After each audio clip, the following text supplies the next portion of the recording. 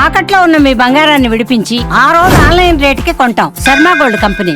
అఘోర సాంప్రదాయం అసలు ఎప్పటి నుంచి ఉంది? ఆ సాంప్రదాయాన్ని పాటించే వారు ఏ విధంగా ఉంటారు? దేవరహ బాబా 250 సంవత్సరాలు జీవించారు. అఘోరాలకి వారి మరణం అనేది వాళ్ళ చేతుల్లోనే ఉంటుంది. 100% అఘోరాలకి కాదమ్మా, మనకు కూడా మన చేతుల్లోనే ఉంది.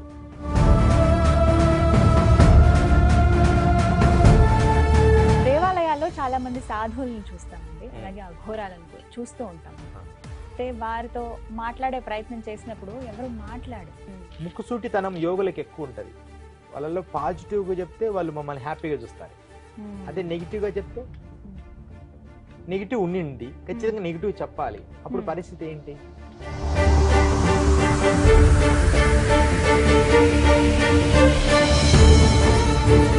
స్మరణ అంటే ప్రతినిత్యం మీరు శివనామస్మరణ చేస్తూనే ఉంటారు క్షణక్షణం?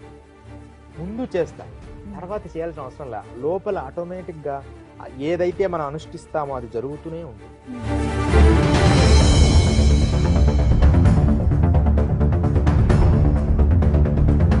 గురుగారు, ఈ మధ్య మీది బాగా వైరల్ అవుతున్న వీడియో ఒకటి ఉంది. అదే సొంత మూత్రం తాగితే నిజంగా ఇంత ఏ విధంగా ఉండొచ్చు అని మీరు చెప్పారు. అది ఎంతవరకు నిజం? అది దాని శాస్త్రం అలా ఉంది. దానికి మనం ఎంత సినిమా యాక్టర్ ఒక ఆయన కూడా చెప్పాడు దాని గురించి క్లియర్ గా, నేను ఇదే తీసుకుంటున్నాను అని.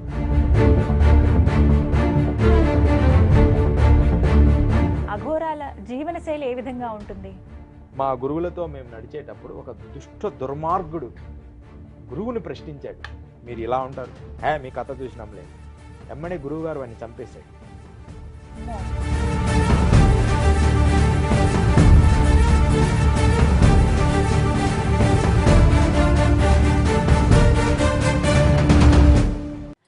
నమస్కారం, వెల్కమ్ టు సుమన్ టీవీ.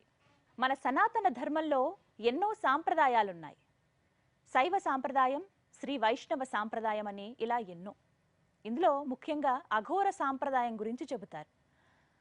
ప్రతినిత్యం ఆ హిమాలయాల్లో ఉంటూ ప్రతి క్షణం శివనామస్మరణ చేస్తూ తరిస్తూ ఉంటారు అఘోరాలు. మానవ జీవితానికి అత్యంత దూరంగా ఉండేటువంటి ఈ అఘోరాల జీవనం అసలు ఏ విధంగా ఉంటుంది? వారి నియమాలేమిటి? సనాతన ధర్మంలో అఘోరాల పాత్ర ఏంటి? వీటి గురించి తెలుసుకుందాం. ప్రస్తుతం మనతో పాటు స్టూడియోలో ఉన్నారు హిమాలయాల్లో తపస్సును ఆచరించినటువంటి సిద్ధగురు శ్రీ సిద్ధ యోగీశ్వరులు. వారితో మాట్లాడి మరిన్ని విషయాలు తెలుసుకుందాం. అలాగే ప్రత్యక్షంగా అఘోరాల పట్ల వాళ్ళకు ఉన్నటువంటి సందేహాల్ని అడిగేందుకు కొంతమంది ఇక్కడ సిద్ధంగా ఉన్నారు. వారితో పాటు ఇవాళ కార్యక్రమాన్ని ప్రారంభిద్దాం. గురుగారు నమస్కారం అండి. జయ గురుదత్త. అందరికీ నమస్తే అండి. గురుగారు, చాలా మంది మిమ్మల్ని సందేహాలు అడిగేందుకు, వాళ్ళకు ఉన్నటువంటి డౌట్స్ అని క్లియర్ చేసుకునేందుకు ఇక్కడ సిద్ధంగా ఉన్నారు. ముందుగా నాకు కొన్ని సందేహాలు ఉన్నాయి, అవి అడగదలుచుకున్నాను. ఖచ్చితంగా. అందులో భాగంగా అఘోర సాంప్రదాయం అసలు ఎప్పటి నుంచి ఉంది? ఆ సాంప్రదాయాన్ని పాటించే వారు ఏ విధంగా ఉంటారు? ఇవి తెలుసుకోవాలనుకుంటున్నాను నేను. చాలా చక్కటి ప్రశ్నలమ్మా. ఎందుకంటే రకరకాల అఘోరాల్లో మనం ఈ అఘోర సాంప్రదాయం నుంచి మనం ఎలా అనేది తెలుసుకుందాం. ఓం శ్రీ గురుదత్తాత్రేయాయ నమః. శ్రీ గురుదత్త జై గురుదత్త శ్రీపాదవల్లభ నరసింహ సరస్వతి. శ్రీ గురుదత్తాత్రేయాయ నమః. గురుదేవదత్త. ఈ అఘోర సాంప్రదాయం మొట్టమొదట మత్స్యేంద్రనాథుడు అని ఒక మహాయోగి ఉన్నారమ్మ. మత్స్యేంద్రనాథుడు అంటే ఒక చేప నుంచి పుట్టినవారు అని అర్థం. మత్స్యము అంటే చేప, మత్స్యేంద్ర. మత్స్యేంద్రనాథుడు అనే ఆయన మహాసిద్ధ పురుషుడు. ఆయనే కాళీ ఉపాసనలు ఎక్కువగా చేసి మహోన్నతమైన అఘోర సాంప్రదాయానికి మూల పురుషుడు ఈ మత్స్యేంద్రనాథుడు. ఈ మత్స్యేంద్రనాథుడు తపస్సు తర్వాత ఆయన సిద్ధినంతా కాలాంతరాల్లో అఘోర సాంప్రదాయాన్ని ఇప్పుడు మీకు వరుసగా చెప్తున్నాను. ఆ కాలాంతరాల్లో మత్స్యేంద్రనాథు నుంచి గోరక్షానాథుడు అని ఒక ఆయన వచ్చారు. గోరక్షానాథుడు జననం ఏంటంటే, ఒక తల్లికి సంతానం లేకపోతే ఈ మత్స్యేంద్రనాథుడు విభూతిస్తారు. ఆ కాలంలోనే ఈ సాధువులు ఇచ్చిన విభూతిని మనం మోసం వాడకూడదని చెప్పి భర్త అరవగా, ఆ భర్త అరిచినమ్మడి ఆ విభూతి తీసుకొని ఆవులు పేడ వేసే దగ్గర వేసేస్తుంది. రోజు పేడ వేస్తూ ఉన్నారు. ఒక 10-12 సంవత్సరాలు 20 సంవత్సరాల తర్వాత మత్స్యేంద్రనాథు మళ్ళా అదే మార్గంలో వెళ్తూ మీకు విభూతి ఇచ్చాను కదా, సంతానం కలిగిందా అని అడుగుతారు. అడిగినప్పుడు నేను వాడలేదండి, క్షమించండి గురువుగారు, మీరు ఇచ్చింది నేను పేడకుప్పలో వేసేసాను అంటే, అప్పుడు ఎక్కడేసారు ఆ పేడకుప్ప అని, ఆ పేడకుప్ప వేస్తే ఆ పేడకుప్ప అంతా తీస్తే లోపల గోరక్షనాథుడు ఇంత పెద్దవాడయి కూర్చొని ఉంటాడు. అలా ఆ గోరక్షనాథుడికి అప్పుడు మరి ఈయన కుమారుడేనమ్మని, మరలా మీకు సంతానం కలుగుతుందని చెప్పి ఈ అబ్బాయిని నాకు ఇచ్చేయండి, మీకు పనికిరాడని చెప్పి ఆ తర్వాత ఆ గోరక్షనాథుడికి మత్స్యేంద్రనాథుడు విద్య నేర్పుతాడు. ఇక్కడి నుంచి అఘోర సాంప్రదాయం బలపడింది. ఈ గోరక్షనాథుడికి 15 సంవత్సరాలు హిమాలయాల్లో తపస్సు చేయమని ఒక స్థావరానికి పంపిస్తారు, మంచు పర్వతాలు. అక్కడ ఆయన చాలా కష్టపడి 15 సంవత్సరాల తర్వాత మళ్ళీ నన్ను చూడడానికి మీరు రాండి అని చెప్తాడు. ఈ గోరక్షనాథుడు వెళ్ళి తపస్సు చేస్తాడు. అంటే గో పేడ నుంచి పుట్టాడు కాబట్టి గోరక్షనాథుడు అని ఆయనకు పేరు వచ్చింది. ఆయన ఘోరమైన హిమాలయాల తపస్సు చేసి మంచు కొండల్లో, గ్లేషియర్స్ అంటారు కదమ్మా, మంచి అంటే గడ్డలు ఉంటాయి, వాటి లోపల గుహల్లో ఉండి కఠినమైన తపస్సు చేస్తాడు. కాళీ ఉపాసనలో దివ్య శక్తులన్నీ సంపాదిస్తాడు. అలా సంపాదించి గురువుగారి దర్శనానికి వెళ్ళిపోతాడు 15 సంవత్సరాలు అయిపోగా. అక్కడికి వెళ్ళిన తర్వాత గురువు గారు లోపల ఉంటారు, ఎక్కడున్నారో చెప్పడు. అక్కడ ఉండే శిష్యుడు అంటాడు, మీరు లోపలికి వెళ్ళడానికి లేదు, గురువు గారి అనుమతి లేదు అంటాడు. ఎంతసేపు ప్రయత్నించినా ఆ విషయము అక్కడ ఉండే శిష్యుడు చెప్పడు. అప్పుడు ఆయన మెదడులో ఏమి ఆలోచన ఉందో తన దివ్య దృష్టితో తెలుసుకొని ఆయన మెదడును కంట్రోల్ చేసి గోరక్షనాథుడు అక్కడి నుంచి ఆ గురువు గారు ఎక్కడున్నారో అక్కడికి వెళ్తారు. గురువు గారు చాలా కోపగించుకుంటారు, నీకు అహంకారం వచ్చింది, నీ నా పర్మిషన్ లేదని చెప్పాడు కదా, నీకు అహంకారం ఎక్కువ అయిపోయింది, నువ్వు మరలా తపస్సుకి వెళ్ళిపో అని చెప్తారు. అన్ని సంవత్సరాలు నేను ఉండలేను గురువు గారు, మిమ్మల్ని వదిలి, నాకు అహంకారం, మిమ్మల్ని చూడాలని నేను తపనలో అహంకారంగా అలా ప్రవర్తించానంటే, సరే కొంచెం జాలిపడి నువ్వు ఒంటి కాలు మీద కూర్చొని తపస్సు చెయ్యి అంటాడు. అంటే ఒంటి కాలు అంటే ఒక కాలు ఇలా ఎడమ కాలు పెట్టి, కుడికాలు ఎడమ కాలు పెట్టి కుడికాలు దాని మీద ఇలా వేసి కూర్చుంటాం. అవును, ఒకే కాలు మీద ఆ మూలాధారం దగ్గర ఇది పెడతాం కాలు. అది అతి కష్టమైన యోగము. దాన్ని 7 సంవత్సరాలు చేస్తాడు గోరక్షనాథుడు. అఘోరాలందరూ అది సాధన చేస్తారు ఆ ఆసనాన్ని. అలా సాధన చేసి ఆ తర్వాత మత్స్యేంద్రనాథుడి దగ్గర పూర్తి విద్యను అభ్యసిస్తాడు ఈ గోరక్షనాథుడు. దాని తర్వాత జలంధరనాథుడు అని ఆయన మంచి సాధన చేశాడు. ఈ జలంధరనాథుడు తర్వాత గహన అని ఒక ఆయన వచ్చాడు. అక్కడి నుంచి కొంచెం గ్రంథస్థం చేశారు ఈ అఘోర సాంప్రదాయం. అంటే గ్రంథాలుగా తాళపత్రాలలో రచించారు. వీళ్ళు బాగా దాన్ని ఒక రూపాంతరం తీసుకొచ్చాడు గహన స్వామి. ఆ తర్వాత తర్వాత అంగభంగుడు అని ఒక ఆయన ఉన్నారు. అంగభంగుడు తర్వాత చౌరంగుల తర్వాత చంపట్ల నాగనాథులు అనేవారు చాలా అభివృద్ధి చేశారు. ఈ నాగనాథుల వల్ల ఇంకా నాగనాథులు విస్తృత ప్రచారం చేశారు అఘోర సాంప్రదాయం. అయితే ఈ అఘోర సాంప్రదాయాల్ని ఇలా అఘోర సాంప్రదాయాన్ని మొదలు పెడుతూ దానికి అలా ఉన్నప్పటికి కూడా ఎక్కువ మంది అప్పుడు చేసేవారు కాదు. కాశీలో కిరాణాం బాబా కిరాణాం అని అవధూత మొట్టమొదట అఘోర, మీరు ఎప్పుడైనా కీపీడియోలో ఎక్కడైనా చూడండి, మొట్టమొదట అఘోర అని కొడితే కిరాణాం బాబా అని వస్తుంది. ఈ కిరాణాం బాబా మనకు దగ్గరున్న ఇప్పుడున్న పాకిస్తాన్ అనే ప్రాంతంలోనే ఇంగిలితా మాత అని ఒక ఆమె ఉంది. మనకు కొన్ని వాటిలలో చూడొచ్చు. ఇంగిలితా మాత అని ఒక దేవత ఉంది, శక్తివంతమైన దేవత. ఆ గ్రామంలో ఉండి అఘోర సాంప్రదాయాన్ని సాధన చేశాడు. ఆ అఘోర సాంప్రదాయాన్ని సాధన చేసి దాన్ని అన్ని ప్రాంతాలు తిరుగుతూ కాళీ ఉపాసన చేసి కాళీని దర్శనం పొంది ఆయన కాశీ నగరం వచ్చి అక్కడ స్థిరపడినారు. అక్కడి నుంచి అఘోర సాంప్రదాయం అనేది పూర్తి స్థాయిలో భారతదేశంలో ప్రచారమైంది అన్నమాట. ఇది అఘోర సాంప్రదాయం. ఇలా ఋషి పరంపరగా అఘోరం వచ్చింది. మొట్టమొదట ప్రారంభం నుంచి వాళ్ళల్లో ఇప్పుడు మార్పులు జరుగుతుంటాయి కదా, కొంచెం శుద్ధి, ఆచారం, విధానాలు ప్రాంతాన్ని బట్టి. ఇప్పుడు గోరక్షనాథుడు ఉన్న స్థితి తర్వాత జలంధరనాథుడు విచిత్రంగా కొంచెం సరళీకృతం చేశాడు. దాని తర్వాత అఘముడు ఇంకొంచెం సరళీకృతం చేశాడు. అట్లా అనమాట. అంటే ఈ గహన అని ఒక అఘోరు ఉండేవాడు. ఈ గహను ఆయన మరలా ఇంకొంచెం సరళీకృతం చేశాడు. ఇట్లా రకరకాల వాళ్ళల్లో వాళ్ళు ఉన్నారు. కొంతమంది తెలియదు అనమాట, వీళ్ళ నవనారులు అంటారు. 9 మంది. ఈ 9 మంది వల్లే అఘోర సాంప్రదాయం శాఖోపశాఖలుగా వెళ్ళి వీటిల్లో 108 రకాలు ఉన్నాయి. అఘోరాల్లో అందరు అంటారు కదా 108 రకాలు ఉన్నాయి. 108 రకాల్లో ఎక్కువగా మనం చాలా ఇంతమంది లేరండి, రకరకాలుగా చేస్తున్నారు, వాళ్ళు ఇలా అండి వీళ్ళు ఎలా అండి, శాస్త్రీయంగా 108 రకాలుగా ఉన్నారు. పుష్పాండ, కరాళ, భైరవ, కాళిక ఇలాంటి భయంకరమైన పేర్లతో అఘోర సాంప్రదాయాన్ని అవలంబించారు.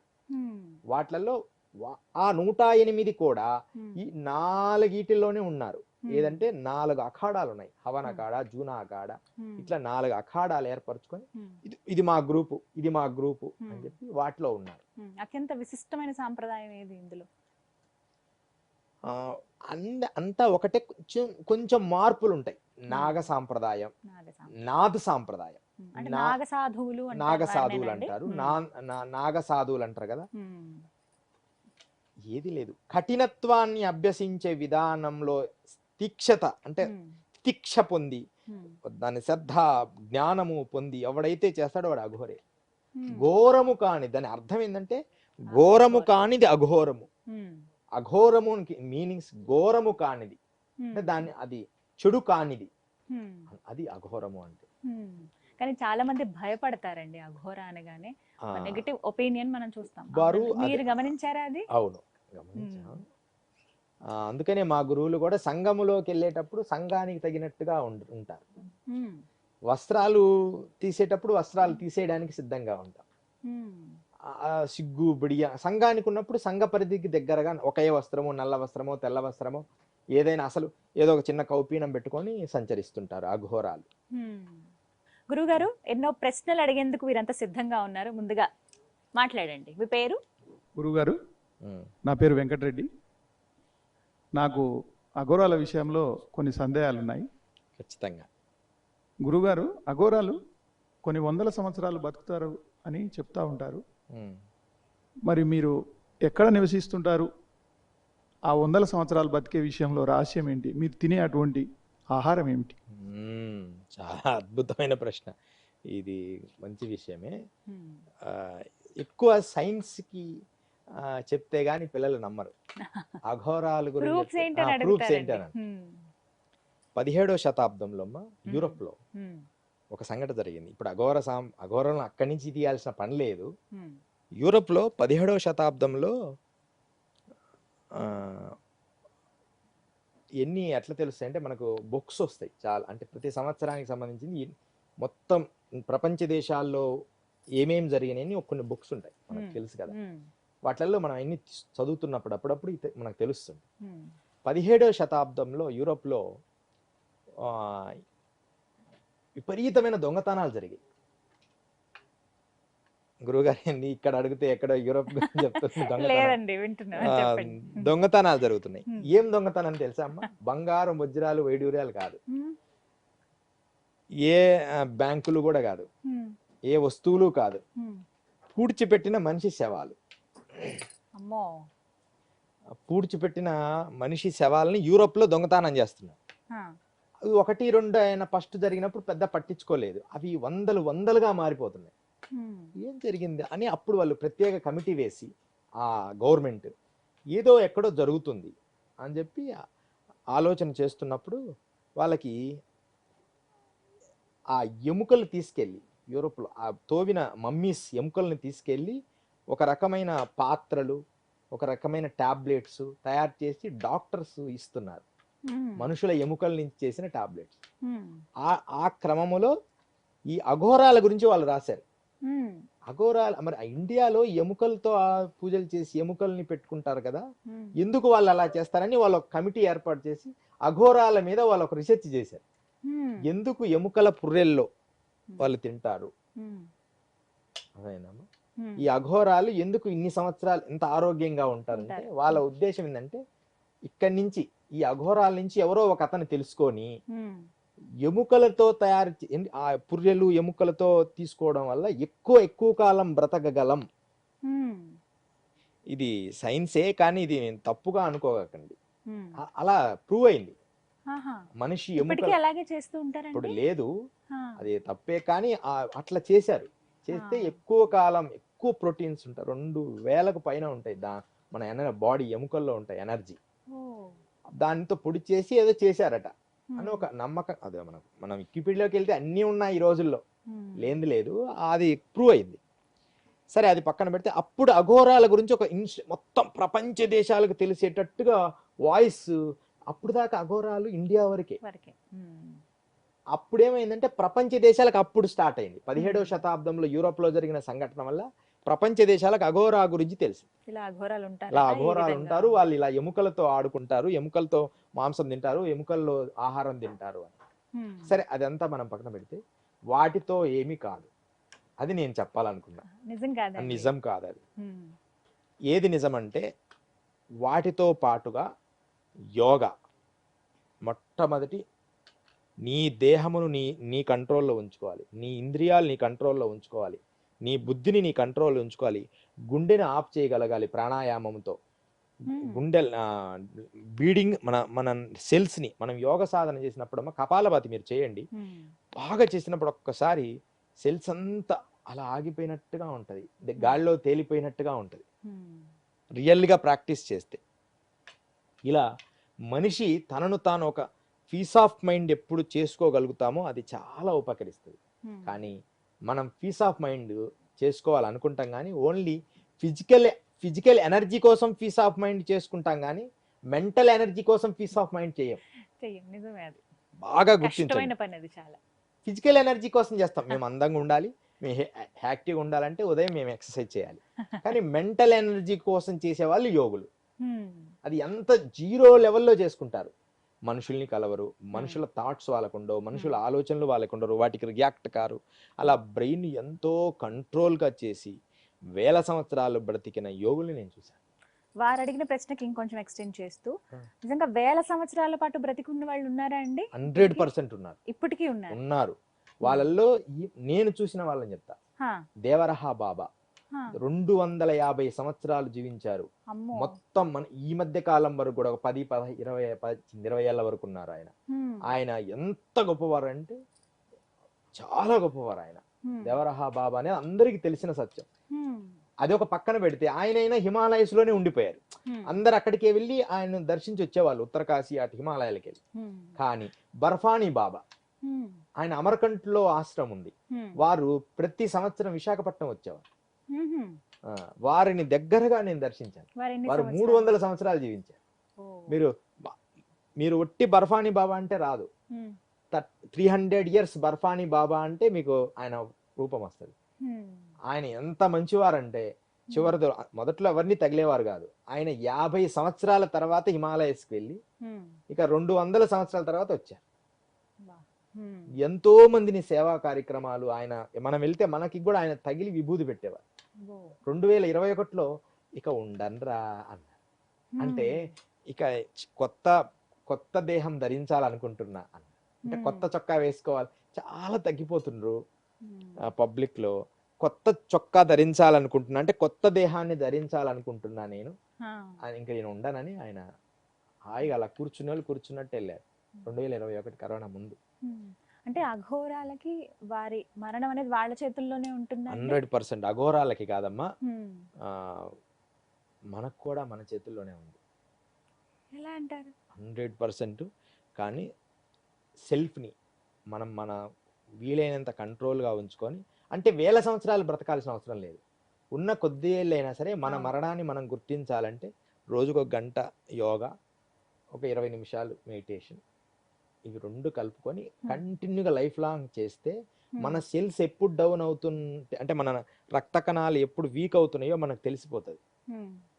అది స్లో అయిపోయేటప్పుడు మనం 6th సెన్స్ చెప్తుంది, ఓహో ఇంకా ఎక్కువ కాలం మన బాడీ ఉండదు అని. ఆరోగ్యంగా ఉన్నప్పటికీ కూడా మనకు తెలుపుతుంటది. ఈ రీసెంట్గా ఒక బౌద్ధ మతస్థుడు, ఆయన మనం అన్ని చూడొచ్చు మీరు, బౌద్ధ మతస్థు స్వామివారు స్వయంగా ఆయన మరణాన్ని ఆయనే కోరుకొని ఇంకా ఇంకొక 10 నిమిషాల్లో దేహం వదులుతాను అని తెలుసుకొని హాయిగా వెళ్ళి అలా పడుకున్నారు. అంత వండర్ అంటే మాతో కలిపిన గురువులను కూడా మేము దగ్గరగా చూసాం. బర్ఫానీ బాబా, ఇంకా మా గురువులు అయితే ఇద్దరు ఇప్పుడు శరీరంతోనే ఉన్నారు. 250 ఒకరికి, 275 ఒకరికి. అమరయోగి, అమర్నాథ్ హిమాలయాల్లో తెలియని వారు ఉండరు హా, వీళ్ళ గురించి. హిమాలయాల్లోనే ఉంటారండి. గుప్తకాశీ దగ్గర ఉంటారు. గుప్తకాశీ దగ్గర, ఉత్తరకాశీ నుంచి గుప్తకాశీ ఉంటుంది. గుప్తకాశీ దగ్గర ఆ ప్రాంతాల్లో ఉంటారు. నేను 12 ఏళ్ళకి ఒక్కసారి 16 ఏళ్ళకి ఒక్కసారి చూస్తాను వారు ఎప్పుడన్నా. అంటే వారికి అవసరం ఉంటే మనకు అవసరం ఉంటే వారు కనపడరు. వాళ్ళు అనుకుంటేనే. ఎంత విచిత్రం రియల్ గా. ఇప్పుడు నేను చెప్పడం కాదు, మీరు నాతో ఎప్పుడోసారి ఏదో ఒక రోజు ట్రావెల్ అవుదాం అనుకున్నప్పుడు 100% నేను ఇలాంటివి మీకు చూపించగలను. మాలాంటి వాళ్ళని చూడగలుగుతామండి. వాళ్ళు భేదాభిప్రాయం ఉండదు కానీ దర్శనం ఇయ్యరు. ఇచ్చారంటే అందరికీ దర్శనం ఇస్తారు. అంతే. వాళ్ళల్లో మనలాగా మామూలుగా 60 ఏళ్ళ మనిషిలాగే ఉంటారు ఎప్పుడు. వాళ్ళు అనుకోకుండా ఇప్పుడు నేను వెళ్తున్నాను, నాకు అమ్మడే గురువుగారు దర్శనం అయింది. కానీ విచిత్రం ఏంటంటే నెగిటివ్ ఆరాస్ ఉండి విపరీతమైన కర్మలు ఉన్న వాళ్ళని ఉన్నారనుకో నాతోటి, వాళ్ళు దర్శనం ఇయ్యరు. వాళ్ళు రారు, వాళ్ళకి తెలిసిపోద్ది కదా అలా వెళ్తున్నాడు అని. ఒక్కొక్కసారి చాలా సార్లు నేను వెళ్తూ వేరే వాళ్ళని కూడా మిమ్మల్ని తీసుకెళ్ళమంటే మహాత్ముల దర్శనం అయ్యేది కాదు. నేను ఒంటరిగా వెళ్ళినప్పుడు ఎక్కువ దర్శనం అయ్యేది. కానీ వాళ్ళకి మంచి శక్తి ఉంటే, కొంచెం మినిమం శక్తి ఉంటే నాతో పాటు వాళ్ళకి దర్శనం చేపించాను. దానికి ప్రమాణం కూడా ఉంది. దానికి మనకు సెల్ ప్రమాణాలు ఉన్నాయి, కొన్ని ఫొటోస్ తీశారు. చిన్న అద్భుతమైన విషయము దీంతో చెప్తున్నా యోగుల గురించి. గాల్లో తేలే యోగి ఒక ఆయన ఉండేవారు. అద్భుతం ఏంటంటే అరుణాచలంలో గిరివలయ ప్రదక్షిణ చేస్తున్నప్పుడు యథార్థంగా జరిగింది. నేను ఏ గురువునైనా దర్శించాలంటే 3 సంవత్సరాలు 2 సంవత్సరాలు కఠినమైన సాధన చేసి, అంటే వాళ్ళ గురించి ప్రేయర్ చేయడం, నా సోల్స్ ని వాళ్ళ కనెక్ట్ చేయడం, మెడిటేషన్ చేయడం అలా చేసేవాడు. అప్పుడు యోగానంద తత్వసి అని ఒక ఆయన, రాకెట్ బాబా అంటే మీరు కొడితే వస్తుంది అరుణాచలం న్యూస్ లో, అనుకోకుండా చూశారు, అది తీశారు. ఆయన అరుణాచలంలో ప్రతి పౌర్ణమి రోజు ఏదో ప్లేస్ లో దిగుతారు. ఆ పర్వతం మీదకి గాలి ఒక రాకెట్ లాగా దిగుతారు. నేను తిరిగి తిరిగి తిరిగి ఒక ఉగాది దగ్గరగా పౌర్ణమి వచ్చింది. ఆ రోజు పర్వతం పైకి అక్కడ పడుకున్నా, ఒకవేళ కనపడతారని. తిరుగుతూ ఉన్నప్పుడు నాకు విపరీతమైన నొప్పులు. నడుస్తున్నప్పుడు ఒక తమిళియన్స్ 2 పిల్లలు, ఇంకొకరు నాకు కొంచెం సపోర్ట్ గా నడుచుకుంటూ వెళ్తున్నారు. సడన్ గా స్వామివారు దిగారు. ఒక చిన్న కంచె ఉంది, అలా చిన్న కంచె ఉంది కొద్దిగా ఎత్తులో. అంత వీక్నెస్ ఉన్నాను కూడా ఎగిరి ఆ కంచెను దూకేశాను. ఆయన దిగుతున్నాడు అనగానే ఆయన మొత్తం జుట్టు ఇంతవరకు ఉంటుంది, మన ఫేస్ కనిపించకుండా అలా ఉన్నారు. నేను సంస్కృతం మాట్లాడతాను కొంచెం, నమో నమః స్వామి. కొంచెం సంస్కృతానికి సంబంధించిన పదాలు వాడితే మరి ఎక్కువ సంస్కృతమే తెలుసని నాకు అనిపిస్తుంటది ఎక్కువ. వాళ్ళు ఆశీర్వదించి, అంటే ఏం మాట్లాడలేదు. వీరు చూశారు, నాతో వచ్చిన వాళ్ళు కూడా, వాళ్ళు కంచె దాటి రాలేదు. ఇలాంటి అద్భుతాలు ఎన్నో వేల మంది ఉన్న యోగులు అఘోరులు మన భారతదేశంలో ఉన్నారు. కానీ మన మనస్సు మన బుద్ధిని ఆ స్థాయికి తీసుకెళ్ళాలి. ఖచ్చితంగా వేల సంవత్సరాలు బ్రతికిన వాళ్ళు ఉన్నారు. 110 ఏళ్ళు 120 ఏళ్ళు అయితే ఇప్పుడు నాకు తెలిసిన వాళ్ళు ఉన్నారు. మనం వెళ్ళి 100లో ఉన్న వాళ్ళు మనకు ఉన్నారు, మనం వెళ్ళి చూడొచ్చు. అది అన్నమాట. అందుకని వేల సంవత్సరాలు బ్రతకొచ్చు. దానికి కావాల్సింది శారీరకమైన యోగా, ఈ పొల్యూషన్ లేని తిండి, ఆహారం, తిన్న ఆహారం కొంచెమైనా లిమిట్, అన్ని తక్కువ తీసుకుంటే ఎక్కువ కాలం బ్రతుకుతాం. ఒకటే సూత్రం, అందరికీ అదే సూత్రం అన్ని తక్కువ, అన్ని తక్కువ, లిమిటెడ్ గా. ఇంకా ఇటువైపుగా గురుగారు, నా పేరు మురళి. నాకు సందేహం ఏంటంటే, ఒక మనిషి అఘోరగా ఎందుకు మారుతారు? దాంతోపాటు అఘోరగా ఒక మనిషి అఘోరగా మారాక తను ఏమంటే నాన్ వెజ్ తీసుకుంటారా? నాన్ వెజ్ దాంతోపాటు అఘోరలు ఏమంటారు, చుట్టాలు అవి తాగుతుంటారు, అది ఎంతవరకు గంజాయి? గంజాయి ఎంతవరకు నిజం? ఇది జనరల్ క్వశ్చనే, అందరికి తెలిసినవే, కానీ క్లియర్ గా ఇది అని తెలియదు ఎవరికి. అసలు అఘోరలు అంటే ఎందుకు మారతారు అనేది ఒక ప్రశ్న. అఘోరాలు ఎందుకు మారాలి అంటే, అఘోరాలో విశ్వప్రేమను పొందే శక్తి ఉంటది. అన్నిటల్లో సమదృష్టి. ఇలా ఉన్న చీరలను కూడా వాళ్ళు ప్రేమిస్తారు. వాళ్ళు వాడే వస్తువును కూడా ఎంతో ఇలా వాళ్ళ పాత్రలు, ఇందాక నుంచి అలా అనడం నేను గమనిస్తున్నాను. వాళ్ళ పాత్రను గాని వాళ్ళ వస్తువులను గాని దాన్ని ప్రేమిస్తారు. దీంట్లో కూడా జీవశక్తి ఉందని నమ్ముతారు. చలనము లేని వాటిని, చలనమునున్న వాటిని జీవశక్తి ప్రేమిస్తారు. ఈ మధ్యకాలం మీరు గమనించారో లేదు, న్యూస్ లో కూడా వచ్చింది. ఈ 4 ఏళ్లలో అఘోరగా మారే సాఫ్ట్వేర్ ఎక్కువయ్యారు. యువత వేల మంది, 1600 మంది అఘోరాలు విపరీతంగా అవుతున్నారు. అంటే మొదటి దీక్ష చేసుకుంటున్నారు. అఘోరాలలో 5 రకాల దీక్షలు ఉంటాయి. ముందు అది తెలుసుకోవాలి. ఒకేసారి అఘోరం అయిపోరు వాళ్ళు. అఘోరంలోకి ముందు స్టార్ట్ అవుతారు. దాంట్లో మొదట గురువు ఏం చేస్తాడంటే ఒక రుద్రాక్ష వేస్తాడు. ఒక రుద్రాక్ష మన యజ్ఞోపేతం లాగా ఉంటుంది. చూడొచ్చు. ఒక రుద్రాక్ష వేస్తారు. ఒకటి అది స్టెప్ అయిపోయిన తర్వాత రెండోది వేస్తారు. మూడో స్టెప్ అయిపోయిన తర్వాత 3 రుద్రాక్షలు వేస్తారు. ఇట్లా అఘోరంలో 5 రకాల విద్య. 5వ స్థాయికి వెళ్తే వాడు పూర్ణ అఘోర అవుతాడు. అప్పుడు వాడికి ఒక పెద్ద చైన్ లాంటివి కొన్ని సీక్రెట్స్ ఉన్నాయి, అవన్నీ వేస్తారు. అఘోరానికి అంటే అప్పుడు దాకా వాడు వివాహము అట్లలో ఉంటూనే ఈ ప్రాక్టీసులు చేయొచ్చు. మొదట 2 అట్లా. పూర్ణ అఘోర అంటే ఒక హోమం చేస్తారు, విరజ అని. ఆ హోమము చేసి హోమములో ముండకము చేసి గుండు చేపించి హోమము చేస్తే పూర్తి అఘోరే అవుతారు. కానీ అఘోరంలో వెళ్ళడానికి కారణం ఏమిటంటే ప్రేమ, ఆనందం, ఈశ్వరుని ప్రేమించే శక్తి ఏర్పడుతుంది. అసలు అఘోరాల లక్ష్యం ఏంటంటే ఈశ్వరుణ్ణి ప్రేమించడం, ఈశ్వరుడికి ప్రీతాపమై బతకడం. ఈశ్వరుడే ఆయనే అన్ని. మొట్టమొదటి అఘోరం చెప్పాలంటే అఘోర ఈశ్వరుడే. అఘోర తత్వం ఈశ్వర తత్వం నుంచే పుట్టింది. ఉన్మత్తత శేఖరాయ నమః అని ఒక శ్లోకం ఉంది. మనము అష్టోత్తరం చదివినప్పుడు శివుడిది. ఉన్మత్తత అంటే పిచ్చివాళ్ళకి పిచ్చివాళ్ళలాగా ఉంటాడు ఆయన. అఘోరి అంటే అన్నిటిని సమదృష్టితో ఉంటాడు. దాంట్లో ఆనందం ఎక్కువ ఉంటుంది, ప్రేమ ఎక్కువ ఉంటుంది. ఇంకా దాంట్లో గంజాయి తాగుతారు, రకరకాల తాగుతారు అనుకుంటారు. తాగాలని రూల్ ఏం లేదు అఘోర సాంప్రదాయంలో. అయితే గంజాయిలో ఈ గంజాయి మొక్క ఎలా పుట్టింది, దీని పుట్టుక గురించి మనం తెలుసుకోవాలి. శాస్త్ర ప్రకారం మొత్తం 5 రకాల నుంచి 6 రకాల మొక్కలు అమృత భాండము నుంచి పుట్టాయి. అమృతం ఒకసారి అమృత పాత్ర ఆకాశానికి తీసుకెళ్తా ఉంటారు ఇంద్రుడు. దాంట్లో కొన్ని కదలికలు ఏర్పడి కొన్ని బిందువులు భూమి మీద పడతాయి. అలా భూమి మీద పడినప్పుడు రావి చెట్టు, మర్రి చెట్టు, జీవి చెట్టు, మేడి చెట్టు, మోదుగా ఈ గంజాయి మొక్కలు పుట్టాయి ఆ అమృతం పడిన స్థలాల్లో అని శాస్త్రం చెబుతుంది. దాంట్లో ఈ అమృతము ఎక్కువగా పడింది, కానీ ఏదైతే పడకూడదో అక్కడ పడడం వల్ల అది గంజాయిగా వచ్చింది. దాన్ని శుద్ధి చేసి తీసుకోవాలి. గంజాయి అంటే ఇప్పుడు గంజాయికి బానిసలు అయిపోతున్నారు కదా, అలా గంజాయి అఘోరాలు తాగరు.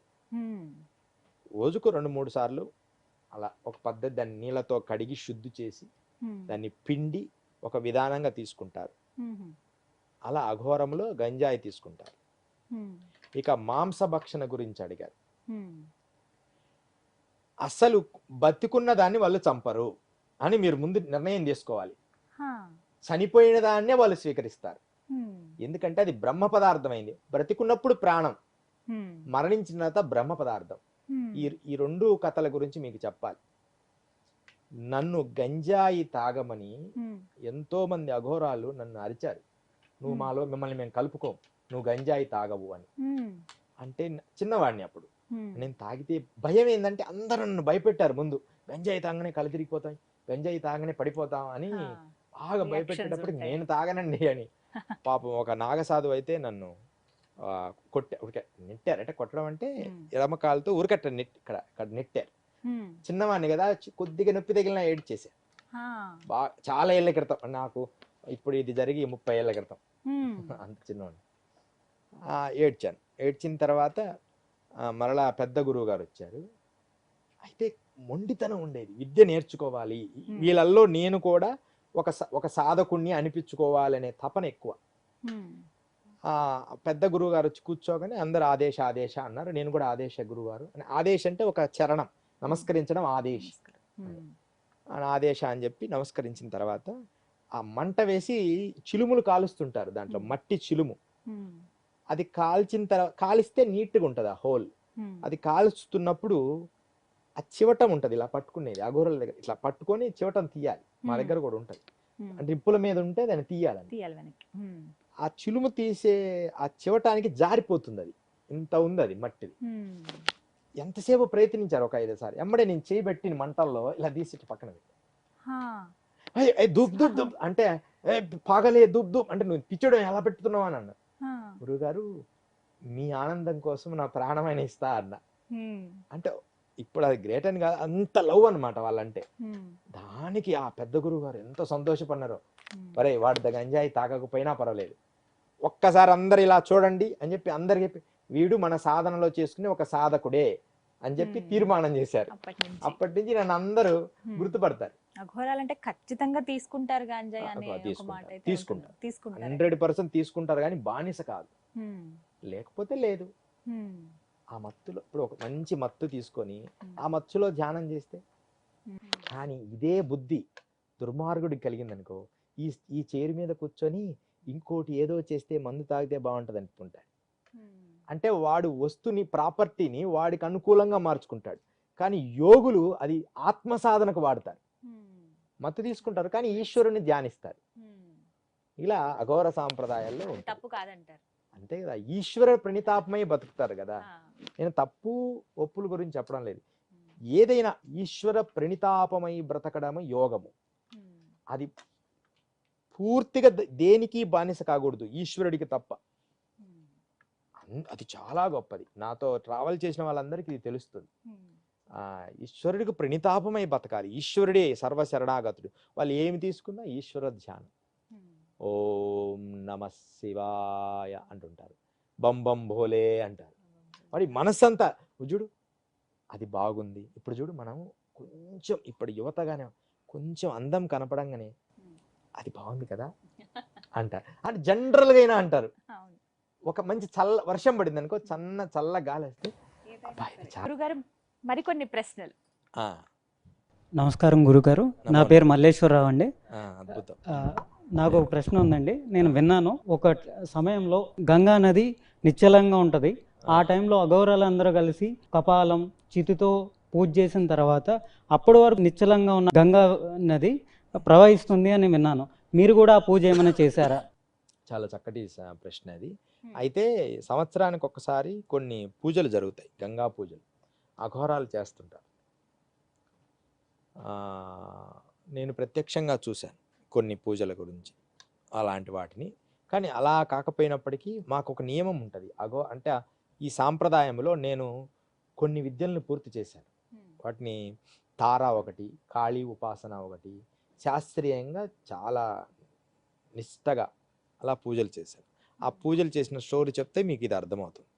ఒకానొకసారి నేను ఈ కాళీ ఉపాసన చేయడానికి అఘోర దగ్గర శిక్షణ పొందుతున్నాం. ఒక శ్మశానంలో ఉండి మాకు గురువు గారు కాళీ మంత్ర సాధన నేర్పుతూ ఒక పుర్రె ఆయన దగ్గరే, ఇప్పటికి కూడా ఉన్నారు వారు, ఆయన దగ్గరే ఒక పుర్రె ఉంటుంది. దాంట్లోనే ఆహారం తినాలి, దానికి మా రక్త తర్పణం చేయాలని కొంచెం ఇచ్చేయాలి. దాని తర్వాత అలా చేస్తూ ఆ పూజ అంతా అయిపోయిన తర్వాత మనం ఈరోజు గంగమ్మను మాట్లాడదాం వెళ్ళి అని అన్నారు. తీసుకెళ్ళారు గంగ ఒడ్డుకి. కాశీలో ఒక భాగములు అనమాట. గంగ ఒడ్డుకి వెళ్ళి అలా గంగ దగ్గరికి అడుగు పెట్టగానే గంగ అలా నిశ్చలంగా ఆగిపోయింది. రాత్రి 11:30-12 ఆ అమ్మ అడుగుతుంది అని చెప్పగానే పసుపు కుంకుమ అవన్నీ ఉంటాయి కదా, మేము చేసినవన్నీ తర్పణాలు ఉంటాయి. అంటే అవన్నీ ఎర్ర తర్పణాలే, రక్తంతో కొన్ని తడిపినాయి. అలా అలా అలా అని నమస్కారం చేసుకొని గంగకు అర్పణ చేస్తారు. ఆహారమైనా భోజనమైనా పదార్థమైనా ముందు గంగా నదిలో కలిపినాకే భోజనం చేయడం అనేది అఘోరులకు ఆనవాయితీ. గంగ కన్నా అర్పణం చేయాలి, అగ్ని కన్నా అర్పణం చేయాలి, జీవరాశి కన్నా అర్పణం చేయాలి. ఏదో ఒక దానికి పెట్టకుండా తినరు. ఎక్కడున్నా హిమాలయాల్లో ఉంటే నిప్పులో వేస్తారు. నిప్పు మంట, చితిమంట ఉంటుంది. మేము గుహల్లో చిన్న చిన్న మంటలు వేసుకుంటాం. ఆ మంటల్లో కొంచెం వండినమ్మడే కొంచెం ఆహారం తీసి అంతవరకు ఎందుకు, మన పూర్వీకులు మన ఇళ్లలో వండంగానే కొంచెం తీసి ఆ నిప్పుల మీద వేస్తారు. అలా సాంప్రదాయం ఉంది. అలా పంచభూతాలలో ఏదో ఒక దానికి ఇచ్చి స్వీకరిస్తారు. అప్పుడు అలాంటి శక్తిని నేను గమనించాను ఆయన. అది దాని మీద ప్రత్యేకమైన విధానం నాకు తెలియదు, కానీ నాకైతే ఆయన అలా చూపించాడు ఒక్కసారి. ఎందుకు గురువుగారు, అమ్మ మన కోసం ఆగి ఉంది నాయన అన్న నిశ్చలంగా. కానీ ఇది కుంభమేళా టైంలో అయితే ప్రత్యేకంగా మనం చూడొచ్చు కొన్ని సందర్భాల్లో. మరొక ప్రశ్న గురుగారు అడగండి. నమస్కారం గురుగారు, నా పేరు యామిని. అంటే నాకు ఒక చిన్న సందేహం లాంటిది. ఇప్పుడు మానవులు జీవించే జీవన శైలి వేరు, అఘోరాలు జీవించేది వేరు. కాబట్టి అంటే నార్మల్గా మనుషులకి అన్ని విధాలుగా ఏం జరుగుతుంది ఏంటి అని ప్రతి ఒక్క విషయం తెలుస్తూ ఉంటుంది. కానీ అఘోరాలు ఎక్కడో హిమాలయాల్లో ఉంటారు. కానీ కాశీలో కుంభమేళా టైంలో అందరూ వస్తూ ఉంటారు. ముందుగా వాళ్ళే స్నానం చేస్తూ ఉంటారు కదండి. ఈ విషయం ఏ విధంగా తెలుస్తుంది వాళ్ళకి కాశీలో ఇలా కుంభమేళా జరుగుతుంది అని? అఘోరాల విషయం కానీ యోగుల విషయం, అసలు అఘోరాలు కూడా ఇక్కడ కాదు. భారతదేశంలో చెప్పాను కదా 108 రకాల యోగ సాంప్రదాయాలు ఉన్నాయి అఘోరాలతో కలిపి. అఘోరాలతో కలిపి 108 పైన ఉన్నాయి యోగ విధానాలు కూడా. ఒట్టి ప్రణవోపాసనలోనే 100 పైన ఉన్నాయి. 108 ఉన్నాయి. ఓన్లీ ప్రణవం మీదే అన్ని విద్యలు ఉన్నాయి. మకార ప్రణవము, అకార ప్రణవము, ఉచ్చిష్ట ప్రణవము. ఇప్పుడు మనకు సద్గురు ఉన్నది, అకార ప్రణవం ఆ అంటారు, సద్గురు నేర్పుతారు కదా జగ్గి వాసుదేవ్. మకార ప్రణవము క్రియాయోగ సాధన నేర్పుతుంటారు. ఉకార ప్రణవం అని ఒక విద్య ఉంది. ఇట్లా రకరకాల విద్యలు అభ్యసించినప్పుడు వాళ్ళకు ఇక్కడ కూర్చొని అక్కడ ఏం జరుగుతుందో తెలుసుకునే శక్తి ఏర్పడుతుంది. ఒక 10 ఏళ్ల క్రితమేనమ్మా నేను అలాంటి సాధన బాగా చేయబట్టి విపరీతంగా ఏదో సాధన చేశాను మొత్తం మీద. చేసేటప్పటికి నాకు ఒక విచిత్రమైన శక్తి వచ్చింది. ఎంత శక్తి వచ్చిందంటే ఈ గోడవతలు ఏం జరుగుతుంది, వాళ్ళు అక్కడ ఏం చేస్తుండ్రు, మొత్తం విశ్వమంతా కనపడేది. ఎంత దారుణమైందంటే నా పరిస్థితి, కళ్ళు మూసుకుంటే నాకు అంతా కనపడేది. అప్పుడు చాలా బాధపడి మన గుజరాత్ దగ్గర తపోవనం అని ఒక ప్లేస్ ఉంది. ఆ తపోవనం రీసెంట్ కూడా నేను మా పిల్లలు వెళ్ళొచ్చారు. ఆ తపోవనంలో ఒక స్థలాన్ని నిర్మించుకొని అక్కడ ఘోరమైన సాధన చేశాను. అక్కడ పూర్ణానంద సరస్వతి అని ఒక అవధూత ఉన్నారు. ఈరోజు ఆయన గురువారం అనుకుంటా, గురువారం సాయంత్రము 7 గంటలకు దర్శనం ఇస్తారు. వారానికి ఒక్కరోజే దర్శనం. ఆయన ఉన్నారు ఇంకా. ఆయన రాకాడి మన నిత్యానంద బాబు, బొంబాయిలో నిత్యానంద బాబు గురువు గారు శిష్యుడు. ఆయన 200 చాలీలు బతికారు ఆయన కూడా. అలాంటి మహా తపస్వి దగ్గర బాగా సాధన చేసి ఆ తర్వాత ఆయన శిష్యుడు, నాయన నీ సాధన పూర్తయిందట, గురువుగారు పిలుస్తున్నారు అని చెప్పి. అప్పుడు గురువుగారి దగ్గరికి వెళ్తే నీ సిద్ధి పోయిందిలే అంటే, ఆ సిద్ధి పోగొట్టుకోవడం కోసం 29 రోజులు చేశాను. ఎంత విచిత్రమైన సిద్ధి అంటే అమ్మ, ఎక్కడెక్కడ ఏం జరిగేది కూడా నాకు కనపడేది, నేను అడగకుండా. అప్పుడు ఏం చేశానంటే గురువుని అడిగా, నేను సంకల్పించినప్పుడే నాకు కనిపించేటట్టు చేయండి, నేను ఊరికి ఇలా కళ్ళు మూసుకోగానే నాకు కనపడకూడదు, నేను సంకల్పం చేయాలి అది కనపడాలని. ఇప్పటికీ మీకు అలా కనిపిస్తుంది? అలా చేయబట్టి ఎవరేం చేసినా నేను కట్టే కళ్ళు మూసుకొని వీడేం చేస్తున్నాడు అంటే నాకు తెలుస్తుంది. ఇప్పటికీ తెలుస్తుంది. అది అందువల్లనే నాతో ఎక్కువ స్నేహం చేయరు. ఎందుకంటే వాళ్ళు ఏ చిన్న తప్పులు చేసినా నాకు తెలిసిపోతుంటది. అలా మీకు ఎదురైన అనుభవం ఏదైనా చెప్పండి. అలా ఉన్నాయి. బాధపడింది అసలు చెప్పను కదా, నేను నవ్వుకుంటాను. ఎందుకంటే ఆ స్థాయి ఈ మధ్య వచ్చింది. ఆ స్థాయి గతంలో కొంచెం బాధపడేవాడిని, ఎదుగుతున్నాడు అంతే.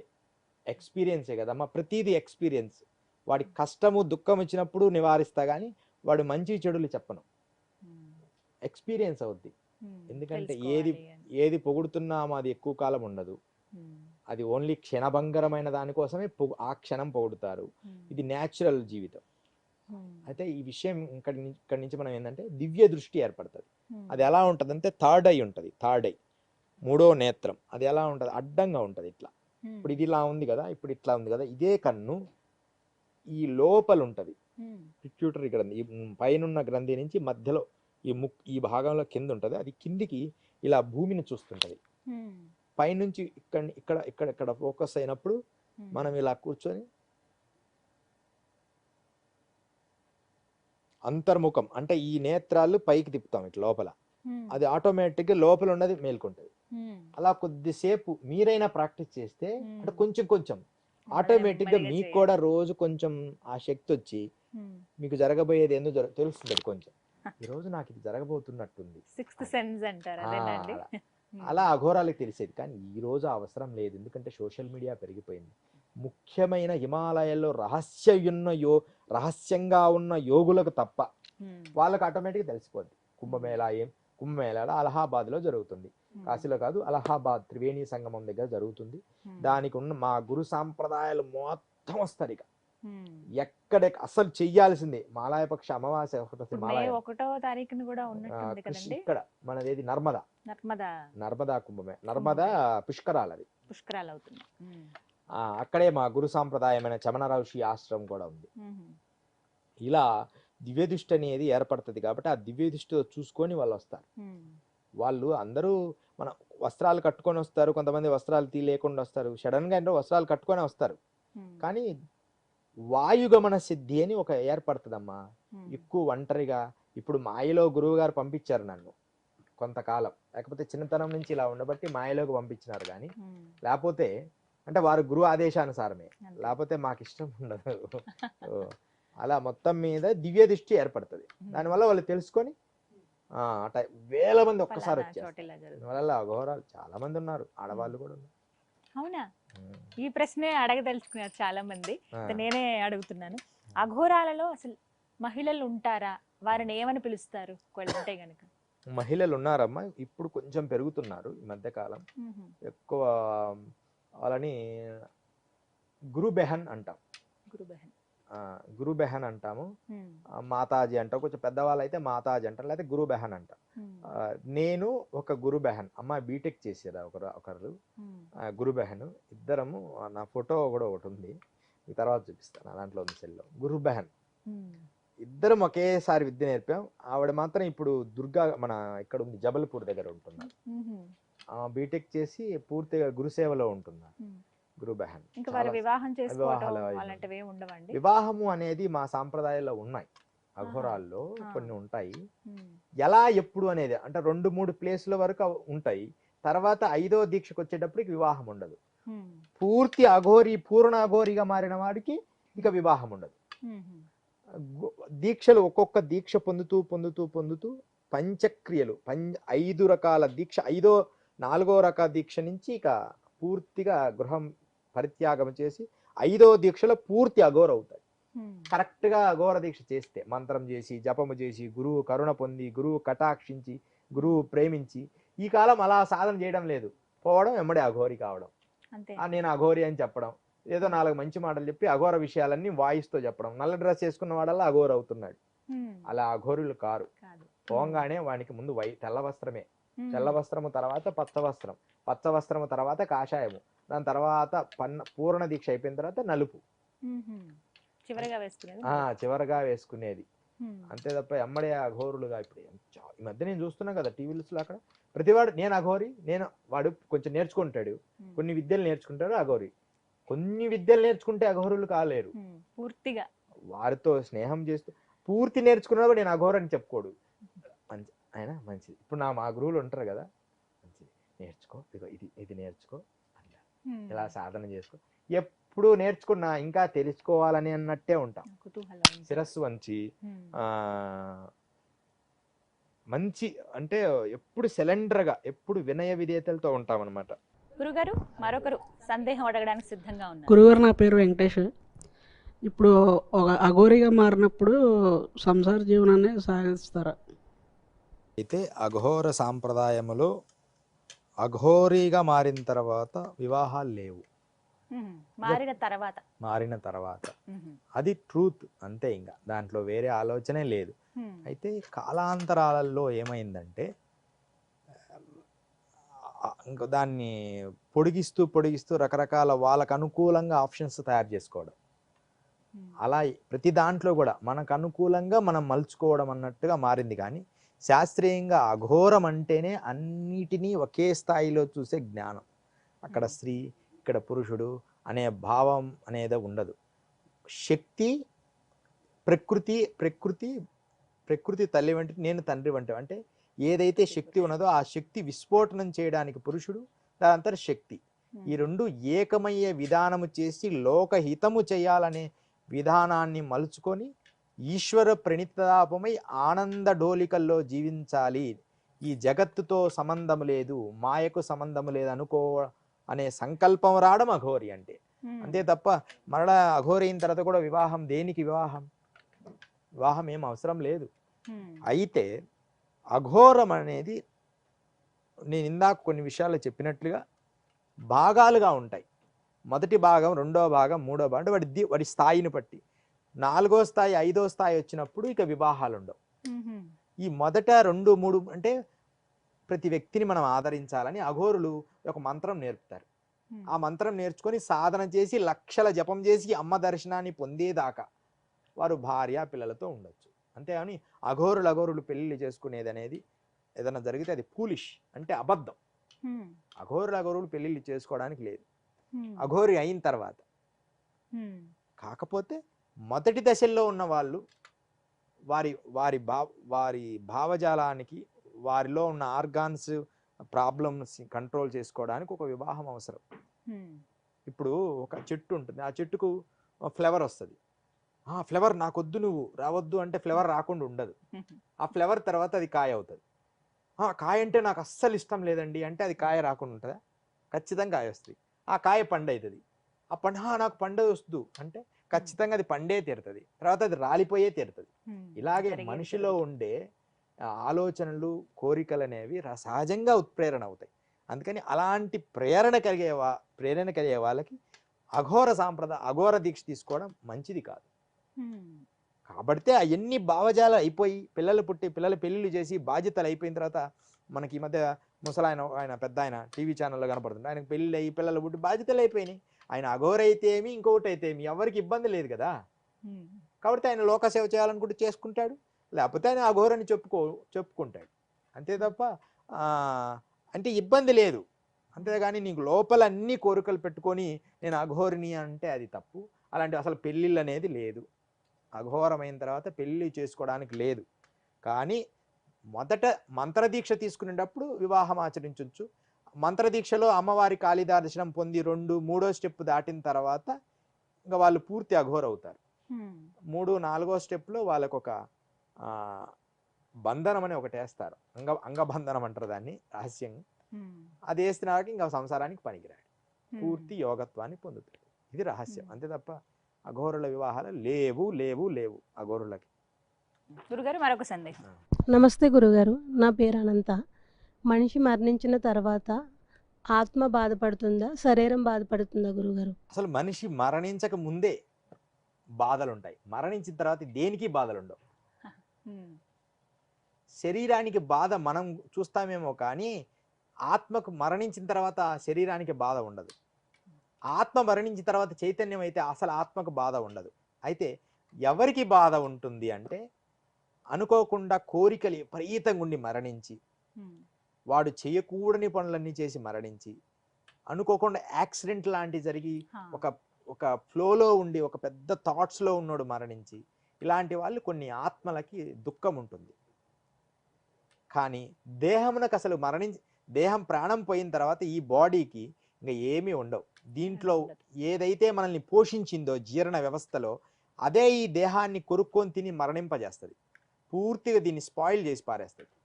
ఇప్పుడు దాకా మన జీర్ణ వ్యవస్థ తినంగానే యాసిడ్స్ లోపలికి రిలీజ్ అయ్యి మనల్ని కరిగించే పదార్థమే దేహం వదిలిన తర్వాత దేహాన్ని అంతా కాల్చుకొని తినేస్తుంది. అదే మనకు బ్యాడ్ స్మెల్ అని అంట. అంతే తప్ప దేహం వదిలిన అయితే ఆత్మకి ఏదైనా కోరికలతో మరణిస్తే ఆత్మలు అవుతాయి. గురుగారు, చాలా సాధువులు, గురువులు ఆత్మ వేరు దేహం వేరు అని అంటూ ఉంటారు. ఆత్మశుద్ధి అంటే ఏమిటి, దేహశుద్ధి అంటే ఏమిటి? దేహశుద్ధి ఆత్మశుద్ధి అనేది మంచి ప్రశ్న. అది కూడా శాస్త్రీయ ప్రశ్నలే. దేహశుద్ధి అంటే మనల్ని ఉదయం లేచి స్నానం చేసి ఇదంతా శుభ్రంగా ఉంచుకొని దీనికి కల్మషం అంటకుండా శుభ్రంగా ఉంచుకుంటాం. కానీ దేహాన్ని శుద్ధి చేయగలం, కానీ ఆత్మను శుద్ధి చేయాలంటే యోగం అనే సాధ్యమైంది. యోగము మానసిక ప్రశాంతతే ఆత్మకు శుద్ధి. మానసిక ప్రశాంతత ఎప్పుడు వస్తుంది? యోగ సాధనలు, మంత్రశాస్త్రములు, గుళ్ళో ఓం నమ శివాయని తిరగడము, మంచిగా ఆనందంగా ఉండే స్థలాల్లో తిరగడము, అలా ప్రశాంతంగా ఉన్నప్పుడు ఆత్మకు శుద్ధి కలుగుతుంది. ఆ స్థాయిని పెంచుకుంటూ యోగములో ఎడా పింగళ సుషుప్తి నాడులను మేల్కొల్పి అది కుండలిని జాగృత పరుచున్నప్పుడు ఆత్మశుద్ధి కలుగుతుంది. అదనమాట. ఆత్మశుద్ధి కలగాలంటే కుండలిని జాగృతికి సంబంధించి మంత్రశాస్త్రమో, యోగ శాస్త్రమో, క్రియాశాస్త్రమో, ఏదో ఒక భారతీయ సనాతన ధర్మంలో ఉండే ఏ ఒక్కదాన్ని పట్టుకున్నా ఆత్మశుద్ధి అవుతుంది.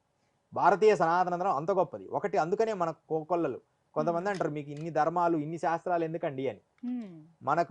ఎందుకంటే మనకు వాళ్ళది ఒక్కటే. మన ఎన్ని రక్షించే ఉంటాయి, ఎవరికి నచ్చింది వాడు హాయిగా అనుభవించవచ్చు. ఒకడు ఓం నమ శివాయ అంటాడు, ఓం